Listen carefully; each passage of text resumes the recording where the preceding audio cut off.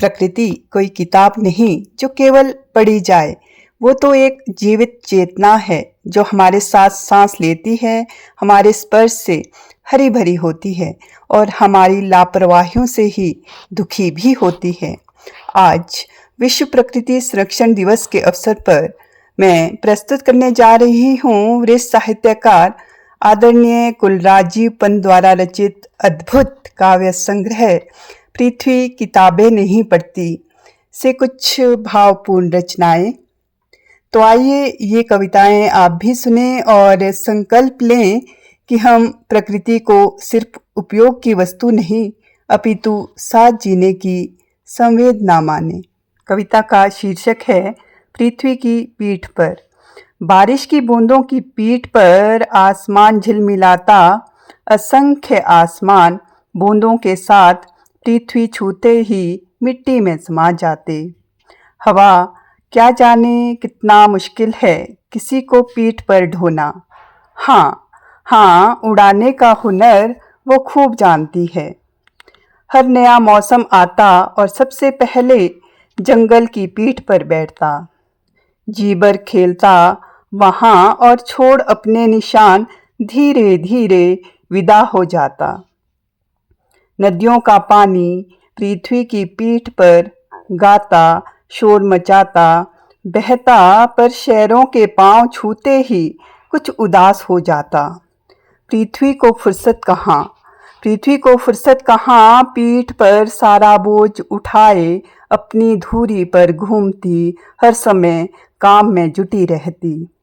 इतिहास गवाह है उसे कभी किसी ने नहीं कहा, अरे जरा रुक जा, आराम कर ले, और ना ही कभी किसी ने उसकी पीठ सहलाई। हाँ, किताबों में खूब बयां होते हैं उसके दर्द, पर अफसोस पृथ्वी किताबें नहीं पढ़ती। अगली कविता है मिट्टी। एक दिन शहर को पता लगा कि उसके पास तो मिट्टी ही नहीं है। मिट्टी की खोज शुरू हुई। किसी ने कहा जंगल में पेड़ों ने पांव के नीचे छिपा रखी है मिट्टी। लोग पेड़ों के पास मिट्टी खोदते और कहते कमबख्तों ने ना जाने कहाँ फैला रखे हैं पांव। पृथ्वी का घर। सबने कहा पृथ्वी का घर बचाओ, हम तभी बचेंगे गर बचेगा उसका घर। पृथ्वी हैरान थी। उसने ही पता लगा कि उसके पास घर भी है और वह ना जाने कितने युगों से बेकार अपनी धुरी पर घूमती ढूंढती रही अपना घर। पहाड़ और औरत। पहाड़ सी जिंदगी ढोती पहाड़ की औरत अपनी पीठ पर।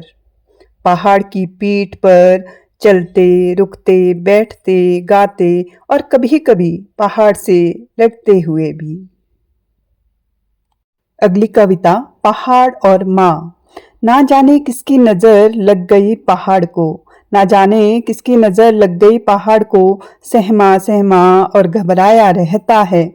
माँ होती तो पुचकारती उसे और लगा देती काला टीका उसके माथे पर। कविता का शीर्षक है नदी।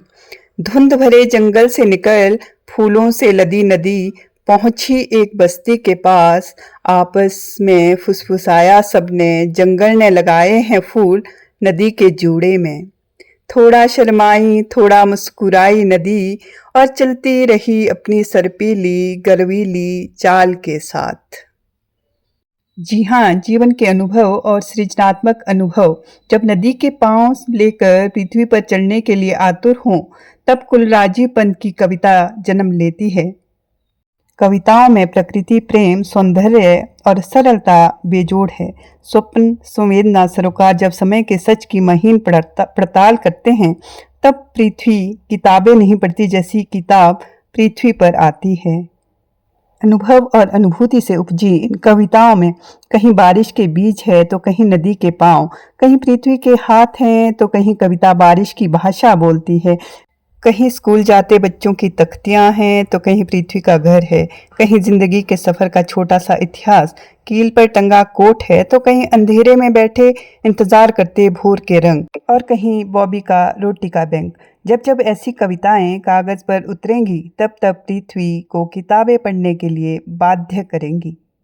तो यदि आप भी प्रकृति का सानिध्य पाना चाहते हैं तो पृथ्वी किताबें नहीं पढ़ती आदरणीय वरिष्ठ साहित्यकार कुलराजीपन द्वारा रचित ये काव्य संग्रह आपके लिए बहुत ही पठनीय है। आप जरूर इनकी कविताओं को आत्मसात करें और लेखक की लेखनी को सराहना दें। प्रकाशन संस्थान नई दिल्ली द्वारा प्रकाशित ये काव्य संग्रह पृथ्वी किताबें नहीं पढ़ती अमेज़न पर भी उपलब्ध है, साथ ही साथ शिमला के किताब घर में भी उपलब्ध है। So if you like this video kindly like, subscribe and share Himvani YouTube channel and Himvani Facebook page to promote Himachali culture, literature and dialects.